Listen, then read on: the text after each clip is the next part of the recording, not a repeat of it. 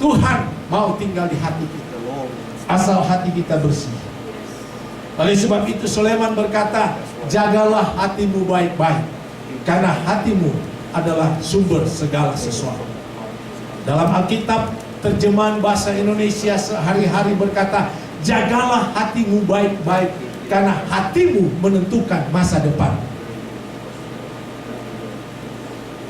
Tak kala Tuhan tinggal, 1 Korintus 3 ayat 16, kita mengharapkan supaya Tuhan mau tinggal di dalam tempatnya yang kudus ini.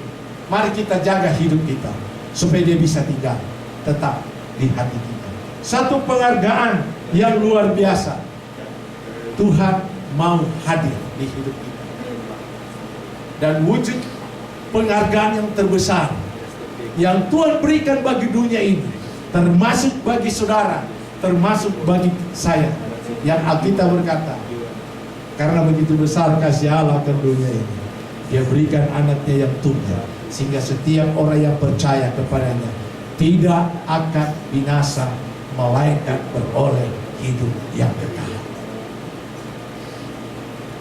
Ini bukti, tak kala manusia jatuh di dalam dosa, tak kala manusia melakukan pelanggaran, ada kesalahan, Tuhan datang dengan kasih-Nya menyelamatkan manusia. Ini merupakan satu penghargaan. Di tengah-tengah keberdosaan kita, di tengah-tengah kesalahan kita, di tengah-tengah pelanggaran kita, Tuhan masih mengasihi kita, Tuhan masih menghargai kita. Dia masih memberikan yang terbaik. Dirinya datang untuk dunia ini, Dia berikan dirinya untuk menolong kita. Ini satu penghargaan yang luar biasa. Kalau penghargaan dari dunia yang model seperti ini dipenjarakan, amin. Ini pengkhianat. Udah capek-capek saya ciptakan dia, sudah capek-capek saya membentuk dia, saya sudah menyediakan segala-galanya, dia memberontak, penjarakan saja. Itu kalau dunia. Tetapi Tuhan tidak, tetap mengasihi, amin. Tuhan mengasihi manusia, Tuhan mengasihi lewat Dia menghargai. Penghargaan yang terbesar, tak kala Dia berinkarnasi, meninggalkan sorga yang mulia itu, Dia menjadi manusia, Dia lahir di tempat yang hina, yang tidak dihargai oleh manusia yang ada di sekitar Dia. Dia dicaci, dimaki. Itu dia satu penghargaan yang luar biasa. Karena apa? Untuk menyelamatkan kita semua. Satu penghargaan yang luar biasa. Nah, menjadi pertanyaan bagi kita semua, dasar apa sehingga Tuhan harus menghargai kita? Tentu ada dasar, amin. Ada dasar sehingga Dia datang memperhatikan kita. Ada dasar sehingga Dia selalu mengingat kita. Ada dasar sehingga setiap pagi Dia datang mengunjungi kita. Ada dasar sehingga Dia jadikan kita tempat untuk Dia tinggal. Ada dasar sehingga Dia memberikan anaknya untuk kita. Ada dasar. Kalau kita kembali dalam kitab Kejadian, kalau saudara membaca kitab Kejadian pasal yang pertama, ayat yang ke-27, Alkitab berkata di sana, Tuhan berkata, marilah kita menjadikan manusia segambar dengan kita. Waktu Tuhan menjadikan manusia segambar dengan kita, Alkitab berkata dalam Kejadian pasal yang kedua ayat yang ke-7, lalu Tuhan menghembuskan nafasnya kepada manusia. Kejadian pasal yang pertama ayat 27, Tuhan menciptakan manusia segambar dengan Tuhan. Lalu Kejadian 2 ayat yang ke-27 berkata, ayat yang ke-7 berkata, maka Tuhan memberikan nafasnya kepada manusia. Jadi bukan hanya sekedar manusia dibentuk begitu saja dari tanah liat, didesain begitu saja, dijadikan dia seperti gambarnya Allah. Bukan hanya sampai di situ, tetapi Alkitab berkata, lalu Tuhan menghembuskan nafasnya. Ada sesuatu yang dari dalam diri Tuhan dimasukkan kepada manusia. Sehingga manusia bukannya sekedar ciptaan Tuhan, tetapi manusia adalah bagian daripada Tuhan itu sendiri. Karena ada sesuatu yang sangat berharga yang ada di dalam dirinya Tuhan, yang Tuhan masukkan di dalam hidup manusia, sehingga manusia menjadi pribadi yang hidup.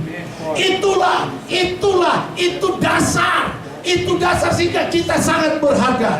Bukan karena manusianya kita, bukan karena kedagingannya kita, tetapi karena ada sesuatu yang tinggal di dalam diri kita yang berasal dari Tuhan. Amin.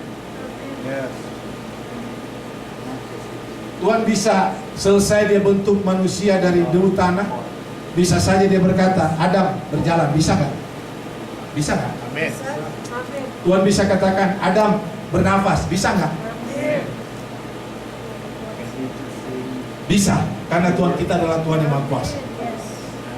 Tetapi kalau Tuhan hanya memerintah seperti itu, hubungan antara manusia dengan Tuhan hanya terbatas sampai kepada bagian yang itu, memerintah dan yang diperintah.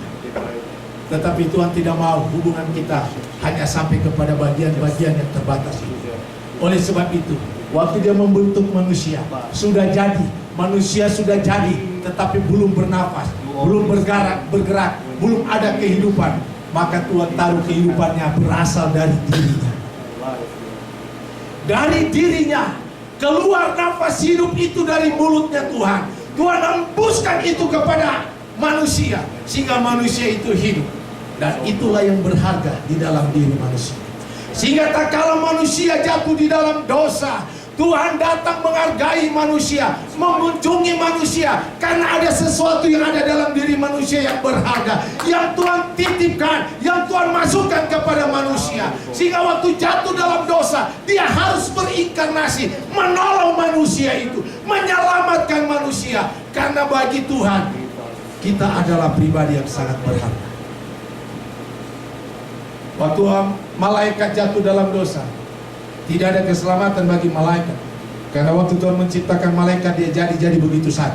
Tidak ada sesuatu yang dari Tuhan yang Tuhan taruh kepada diri malaikat. No. Sehingga tak kala kita menjadi manusia yang sempurna di hadapan Tuhan, kualitas hidup rohani kita lebih tinggi daripada malaikat. Alkitab tidak mengatakan bahwa malaikat dipersiapkan menjadi pengantinnya Tuhan, tetapi gereja Tuhan, orang percaya, dipersiapkan menjadi mempelainya Kristus. Amin. Kalau kita akan menjadi mempelainya Kristus, berarti kualitas rohani kita sepadan dengan Kristus. Malaikat tidak pernah dipersiapkan untuk menjadi mempelainya Kristus. Tidak. Kenapa kita bisa bersanding dengan Kristus? Karena waktu manusia diciptakan, ada sesuatu yang berharga dari Tuhan. Tuhan masukkan kepada manusia. Kita berharga. Kita berharga karena kita, sekali lagi saya katakan, berulang-ulang kali, bukan sekedar ciptaan Tuhan, tetapi kita adalah bagian daripada Tuhan. Haleluya. Ada sesuatu yang Tuhan taruh, sehingga tak kala kita melakukan kekeliruan, kesalahan, kita datang kepada Tuhan, maka dengan kasih Tuhan datang melawat kita, dengan kasih Tuhan datang memulihkan kita, dengan kasih Tuhan datang menolong kita, memberkati kita. Dia memberikan anaknya yang sangat dia kasih, oleh karena kita berharga di mata Tuhan. Dia melawati kita setiap pagi. Dia taruh kita di dalam memorinya dia. Dia tidak pernah melupakan kita. Dan dia jadikan kita tempat di mana dia tinggal. Maka kita adalah orang-orang yang paling berbahagia. Kita dihargai bukan karena ada sesuatu yang membungkus diri kita. Oleh sebab itu, lupakanlah penghargaan yang kita harapkan dari orang yang ada di sekitar kita. Kita tidak boleh marah tak kala ada orang tidak menghargai prestasi kita. Gak apa-apa. Kita tidak perlu benci. Kita tidak perlu sakit hati. Tak kala kita banyak melakukan sesuatu, seakan apa yang kita lakukan dia tidak dianggap oleh orang di sekitar kita. Gak apa-apa, karena kita telah dihargai oleh Tuhan. Amin. Kita telah dihargai. Beberapa tahun lamanya, seringkali saya berkata, Tuhan, masa saya tidak dihargai? Apa yang kurang, Tuhan? Apa yang kurang? Banyak hal yang saya sudah lakukan untuk itu, tetapi kayaknya apa yang saya lakukan tidak dihargai. Tetapi Tuhan katakan, itulah manusia. Itulah manusia. Tetapi aku menghargai engkau. Karena engkau sangat menghargai. Karena engkau sangat berharga di mataku. Engkau sangat berharga di mataku. Bukan karena posisi kamu. Bukan karena apa yang membungkus bagian hidupmu, status sosialmu, ekonomimu, tidak, jabatanmu tidak, tetapi karena ada sesuatu yang aku taruh di dalam hatimu. Itu yang membuat engkau sangat berharga. Nah, kalau engkau melakukan kekeliruan, engkau datang minta ampun kepadaku, maka aku mengampuni engkau. Dosa merah bagaikan kermis akan menjadi putih bagaikan salju. Merah bagaikan kain kesumba akan menjadi putih seperti bulu domba. Alkitab menjamin akan hal itu. Oleh sebab itu kita bersyukur karena kita mendapat penghargaan dari Tuhan. Kalau kita sudah dihargai oleh Tuhan, satu pribadi yang memiliki gelar Raja di atas segala raja, Raja di atas segala raja, yang telah menghargai kita, apalagi apa kita butuh dihargai oleh manusia? No. Tak kala kita dihargai, kita tidak perlu mengharap penghargaan dari orang di sekitar kita. Karena kalau orang di sekitar kita hanya menghargai, tak kala kalau kita lagi dalam posisi bagus, betul? Saya akhiri dengan satu cerita.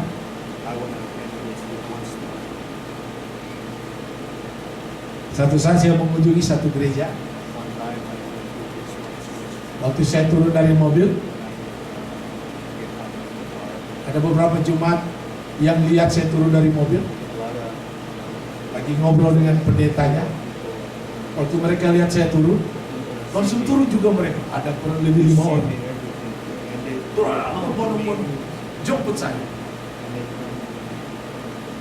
Mereka nggak bilang, mari Pak Tony, mari pastor, mari Pak Pendeta, mari Pak Pendeta.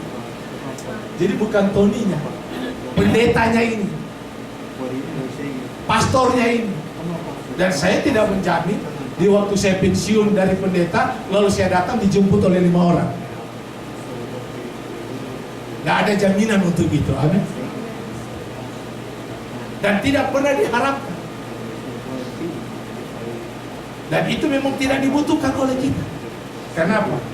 Kita sudah dihargai oleh Sang Pemberi gelar Raja di atas segala raja. Sudah cukup itu. Sudah cukup. Sudah cukup. Satu pribadi yang tidak akan lenyap, dia tetap kekal. Sudah cukup. Sehingga tidak perlu sakit hati. Tidak perlu sakit hati seandainya kita tidak dihargai. Tidak perlu sakit hati sehingga kita dicuekin. Tidak perlu.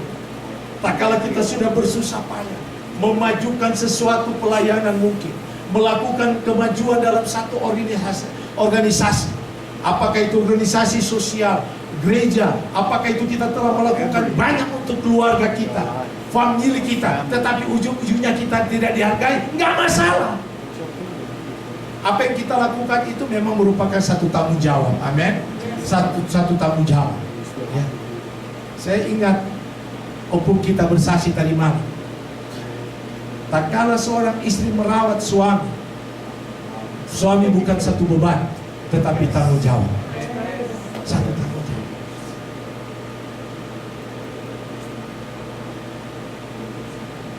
Mami saya dulu sudah almarhum sekarang, sempat kecewa dengan keluarga di pihak papi saya. Karena waktu papi saya sakit, mami saya berusaha berawat, menjaga sampai papi saya meninggal. Lalu keluarga di papi saya selalu ngomong ke saya, tahu nggak, mami kamu tuh nggak pernah menghargai papi kamu. Mami saya sakit hati. Apa yang kurang? Sejak dia pensiun, saya yang urus dia. Dia sakit bertahun-tahun, saya yang urus. Enak aja keluarganya ngomong begitu. Marah papi saya. Karena apa yang dia lakukan itu tidak dihargai. Kalau mami saya masih hidup, saya katakan apa yang mami lakukan tidak perlu dihargai, karena itu merupakan tanggung jawab. Amin. Amin. Tanggung jawab. Tak kala kita memberi waktu untuk pelayanan, kita tidak perlu dihargai, karena memang tanggung jawab. Tanggung jawab kita di dalam pelayanan. Kita tidak perlu berkatakan apa. Subuh-subuh saya sudah ada. Sudah belum ada orang, saya sudah ada. Kita tidak perlu dihargai, karena kita sudah ada yang menghargai. Dia adalah Tuhan. Apa yang kita lakukan itu adalah tanggung jawab kita, bagian kita untuk kita lakukan. Tidak ada yang harus kita banggakan di dalam hidup ini. Apa yang kita lakukan itu adalah tanggung jawab kita. Oleh sebab itu kita tidak perlu menuntut dihargai. Saya percaya walaupun kita tidak mengingin supaya keluarga di pihak suami ibu menghargai dia dan berkata, aduh saya menghargai, untung Inang menjaga itu kakak saya gitu kan. Biasakan dipuji-puji, wah kakak saya bangga mendapat istri kayak Inang ini, memperhatikan.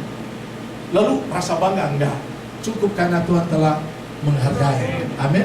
Karena apa yang dilakukan kita terhadap si A, si B itu adalah tanggung jawab kita. Kita tidak perlu dihargai, karena sudah ada yang menghargai kita. Dia bernama Yesus Kristus Tuhan. Mari kita tunduk kepala, kita berdoa. Terima kasih Tuhan, Engkau baik, sungguh baik, dan terlalu sangat baik bagi kami. Kami bersyukur Tuhan, Thank you, Lord. karena Engkau sangat menghargai kami. Penghargaan-Mu Engkau wujudkan lewat Engkau memberikan anak-Mu bagi kami. Penghargaan-Mu Tuhan lewat Engkau mewujudkan, menjadikan kami tempat di mana Engkau tinggal.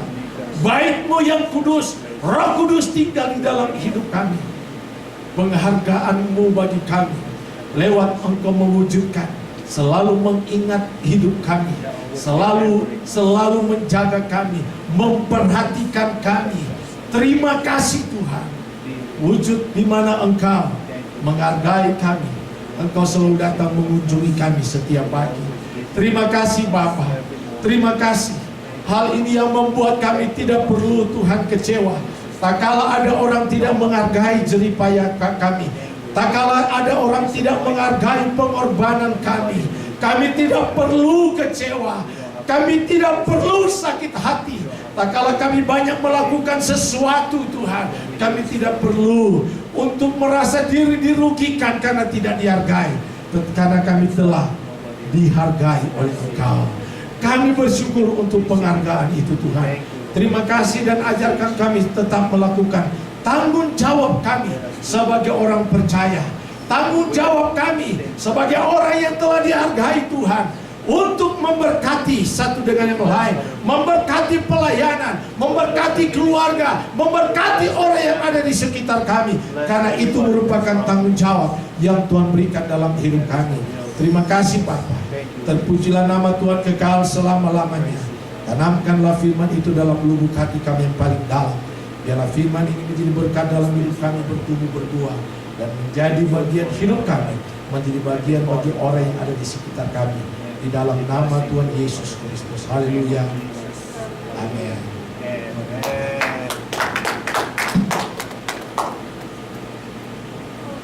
Puji Tuhan. Kita berkati. Haleluya. Puji Tuhan. Amin saudara.